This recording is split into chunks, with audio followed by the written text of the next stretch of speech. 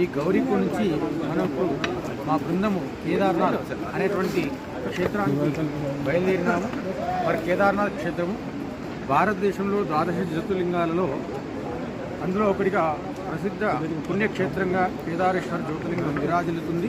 మరి కేదార్ జ్యోతిర్లింగం అనేటువంటిది ఉత్తరాఖండ్ రాష్ట్రంలోని సోన్ప్రయాగ్ నుంచి గౌరీకుండ్ ఆపై గౌరీకుండ్ నుంచి 16 మైళ్ళ దూరంలో ఆ మంచు శ్రేణుల్లో కొండలపైన కేదారేశ్వర జ్యోతిర్లింగం విరాజిల్లుతున్నది.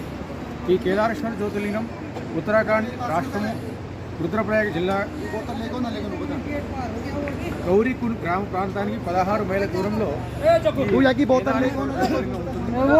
కేదారేశ్వర జ్యోతిర్లింగం పాండవుల వారు ఈ యొక్క ఆలయ నిర్మాణం చేసినట్టుగా మనకు పురాణంగా చెప్పబడుతుంది. పాండవులే ఈ యొక్క కేదారేశ్వర ఆలయాన్ని నిర్మించారని